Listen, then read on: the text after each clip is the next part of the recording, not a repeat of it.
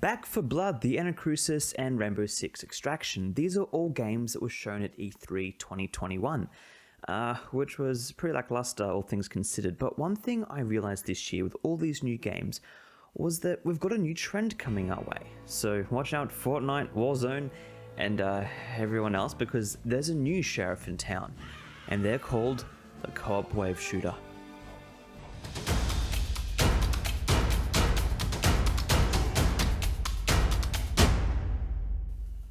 Now, that's not to say that Battle Royale games are going anywhere. That whole genre started from multiplayer combat games, so I would be foolish in thinking that Battle Royale was dead. I mean, what's the bet that at least one of these games are going to have a Battle Royale expansion during their lifetime? What I am confident in, however, is that more publishers, which thankfully means more game studios, are stepping away from the Battle Royale trend. And not only do I think people are burnt out with Battle Royales, I also think the gaps in the market have been mostly filled. See, when a game is pitched, there's this weird contradiction you have to give for your game to be thought of as successful.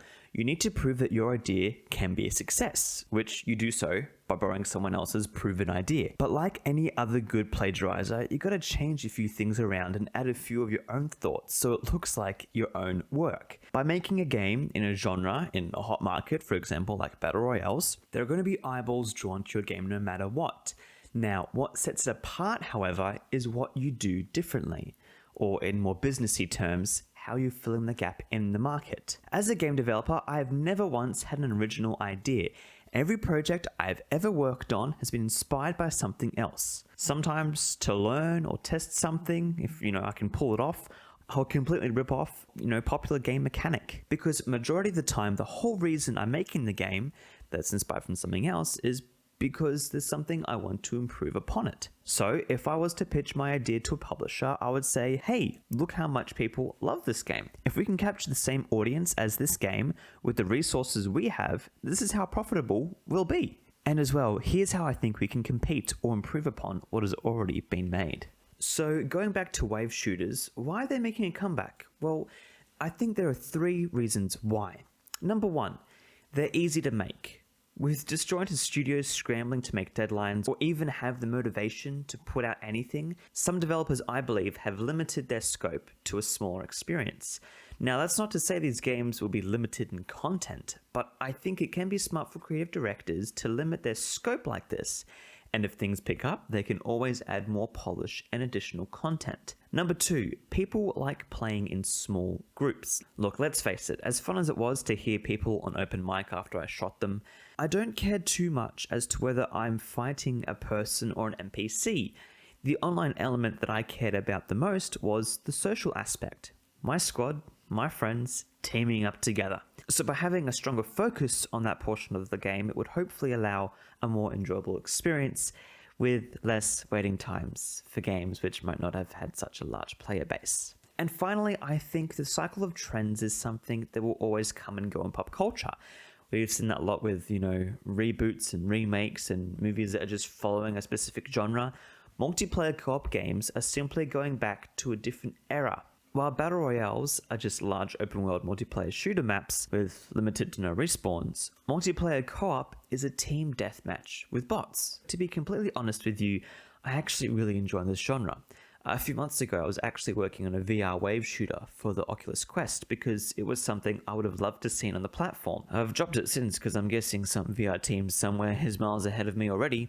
So being someone who does enjoy this genre, I'm not going to be someone going around saying how dumb wave shooters are, single player or multiplayer. What I will criticize is when I think certain elements are lacking and needs to be called out.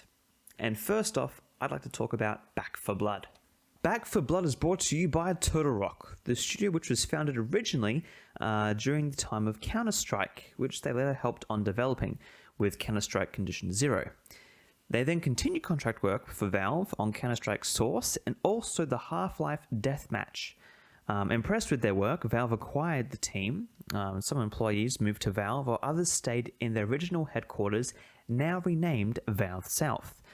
With the smaller group now working and a broad distance between the 2 studios, it was hard to communicate and collaborate on projects. Eventually, Left 4 Dead was released, and good old Gaben said that Turtle Rock had split off from Valve and retained their name and trademark. Valve, of course, kept the Left 4 Dead franchise for themselves, making the one sequel only a year later. Can you tell that I like video game history and, lots of interest in Valve? Anyways, long story short, they kept getting contract work from Valve for the sequel of Left 4 Dead and Counter-Strike Go. Turtle Rock, however, had ideas. In fact, during development on Left 4 Dead, they came up with another asymmetrical mode, where a group of hunters would hunt down their prey, and the prey could fight back. From this idea, you can even say, things evolved. Now, I feel like Evolve is a recent enough title I don't need to go into too much depth with, but basically they attempted several times to launch and relaunch the game, with sadly no lasting long success. After a bit of a struggle trying to make something for Perfect World Entertainment, both agreed to part ways. They experimented with a few VR titles, but eventually settled with WB Games to make Back 4 Blood, which has clearly been inspired by the previous Valve title, Left 4 Dead. Alright, so initially I was going to just give a short introduction about Turtle Rock and then get straight into the video games. However, I believe one of the most overlooked aspects in the games industry right now is the story of the developers. I'll get into this more in another video, but while I criticize these games and the things they lack, I don't want to take away the effort, time, and luck that developers put into these projects. Making games is hard, and instead of saying, "Game is bad, get good, dumb developer," as an industry, I think we should start looking a layer deeper to see if it really was just a poor design issue, or if there were other factors at play here. One example of this, I don't know if it was one of the Titanfall games or if it was Apex, but their launch was actually delayed by a few hours. Now, some people might assume, they're being lazy, they didn't do something right, that's why they're late. But the actual reason was because the lead programmer, who, if something went wrong with the launch, would kind of be there to fix stuff, and also lead programmer, come on, you want to be there for the launch of your game, was actually signing the papers to adopt his daughter. And so that morning he was going in, I guess, to the courtrooms to sign the papers to, officially adopt his daughter. And so you may think, that the developers are just these robot machines that are creatives that just make the stuff, but there's human elements to a lot of things in game development, and that's something I enjoy looking into and reading and understanding, because while others will just assume that they're being lazy developers or that they did something wrong, there's actually a greater level of care and human story to why things happen the way they happen. So Back 4 Blood isn't out yet, but I was able to play the beta. Which, look, when it comes to betas, I don't like to be too harsh. I remember playing the Battlefield 4 public beta on my 360, and when I scoped in on buildings, models would pop up because the occlusion culling hadn't properly been adjusted. However, when playing the Back 4 Blood beta, I didn't run into any technical issues. For me, it was all the choices that had been made during development. The worst offender for me was the gameplay. I love feeling like my shooters have haptics. Although my mouse and keyboard doesn't vibrate, most shooters can give me good feedback as a player, and here are a few titles to name a few. I'm always keen for a good looking shooter. Call me simple, but sometimes I just ain't hard to please. However, Back 4 Blood didn't do it for me. The graphics were Metacore at best.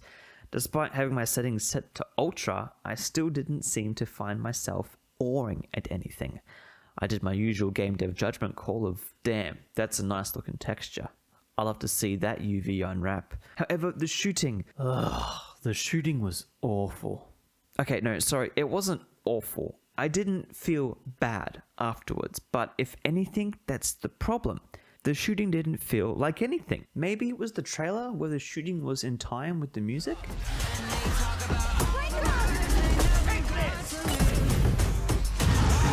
And aside from that core aspect, the annoying stereotypical characters, give them some depth. You can have cliche characters without being cringe each time. The thing that bugged me the most, however, absolutely, was the cards.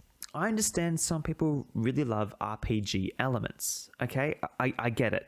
You like to increase speed or damage or add another skill that affects some element of gameplay, but personally speaking, if you aren't Hearthstone, Magic the Gathering or Uno, I really couldn't care less about cards and decks. Maybe it's the strategy aspect that turns me off, or I just get flooded with memories of my friends owning me at Magic the Gathering with their blue deck. Bloody blue deck, how can I not defend my flying creatures when all you have to do is... Sorry, I just had to let out a bit of trauma there. Okay, so while Back 4 Blood definitely has the DNA of Left 4 Dead, it felt strangely empty, almost floaty, similar to Evolve. I think Turtle Rock have good intentions and focus around the fun and friendship, but when it comes to keeping most people engaged, they should go back to the drawing board and focus more on the core ideas and player motivations. The Anacrusis is developed by Stray Bombay Company and getting published by Xbox. They are a relatively new game studio established by some industry veterans, so no history lesson here. When I initially saw the trailer, I was excited for a more vibrant, stylized game, like Arcane's next game Deathloop, or We Happy Few developed by Compulsion Games. The 60s and 70s sci-fi is something I do prefer over seeing the more modern day jury games we tend to have. However, I fear this game might end up having the same awful downfall as Back 4 Blood, with its basic shooting mechanics and simplistic enemy AI. Now, the game AI is a little different and sparks my interest. Much like how Alien Isolation would use AI to track how you're performing and change your experience on that, Anacrusis wants each playthrough to be different in terms of items and enemies. And the fun example was given that if you and a group of friends play continuously and get really good, massive spikes would happen in games where the AI would think that you need more difficulty. Would I see massive spikes as being fair or good game design? Probably not, but experiencing something like this is something I'm definitely interested in. However, all that stuff is back end. If my first experience playing this game is a bunch of alien-like zombies following me in a line, and my gun does a few pew-pews, I'm probably not going to be sticking around for a second time. Now, to be fair, this game is still in development, so maybe things will get more in-depth closer to launch day.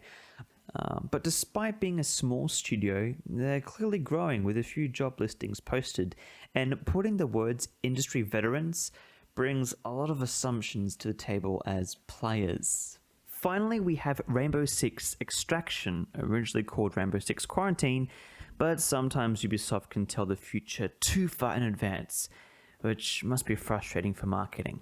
Now, this isn't out yet either, so I don't want to say too much before I actually sit down and play it.